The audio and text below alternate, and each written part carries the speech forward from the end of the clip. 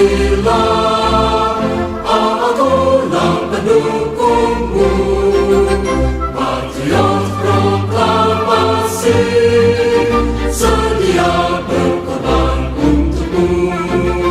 Pancasila dasar negara, rakyat adil maupun sentosa, pribadi bangsaku, ayo maju.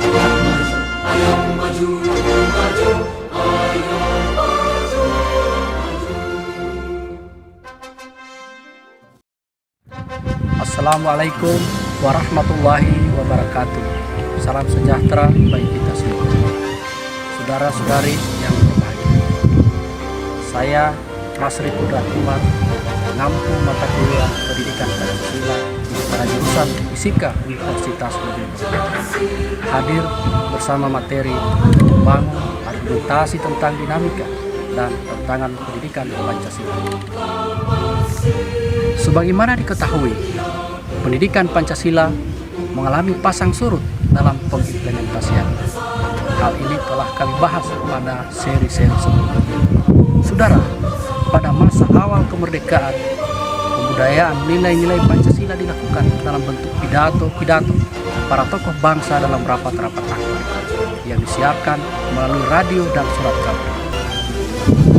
Perubahan yang signifikan dalam metode pembudayaan pendidikan Pancasila adalah setelah keluarnya dekret Presiden tanggal 5 Juli 1950 dan pada tahun 1960 diterbitkan oleh Departemen Pendidikan dan Kebudayaan judul Manusia dan Masyarakat Baru Indonesia.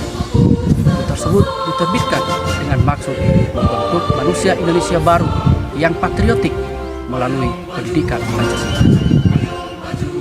Kemudian lahirnya ketetapan MPR RI nomor 2/MPR/1978 tentang pedoman, penghayatan dan pengamalan Pancasila yang kita kenal dengan singkatan P4 atau dikenal pula dengan Eka Prasetya Pancakarsa, yang diperkuat dengan TAP MPR RI nomor 2 MPR tahun 1988 tentang garis-garis besar haluan negara atau GBHN yang mencantumkan bahwa pendidikan Pancasila termasuk pendidikan, pedoman, penghayatan dan pengamalan Pancasila. Setelah itu, lahirlah aturan-aturan yang mengatur tentang kurikulum pendidikan Pancasila di perguruan tinggi.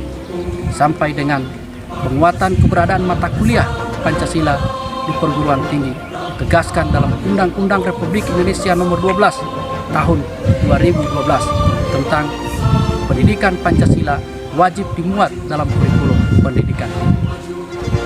Pada pasal 2 menyebutkan bahwa pendidikan tinggi berdasarkan Pancasila, Undang-Undang Dasar Negara Republik Indonesia tahun 1945, Negara Kesatuan Republik Indonesia dan Bhinneka Tunggal Ika.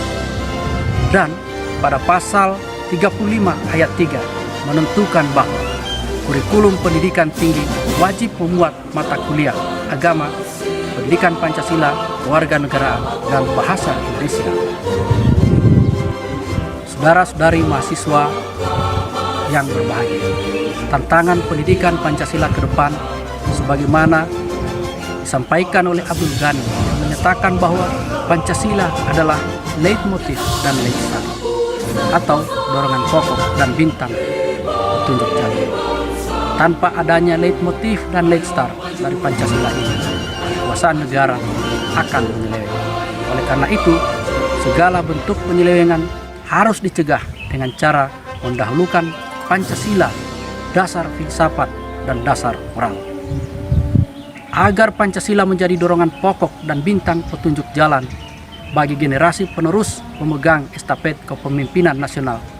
Maka nilai-nilai Pancasila harus dididikkan kepada para mahasiswa melalui mata kuliah pendidikan Pancasila.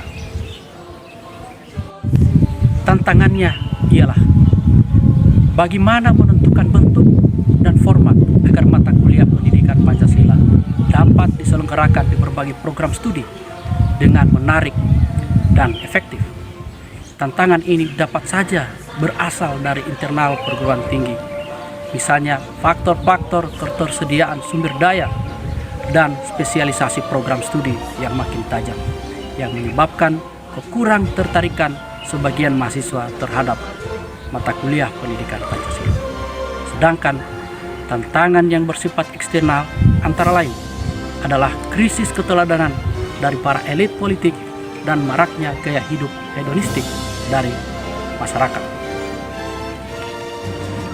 Semoga apa yang saya sampaikan menjadi perhatian bagi kita semua untuk meningkatkan generasi yang Pancasilais di negara Republik Indonesia.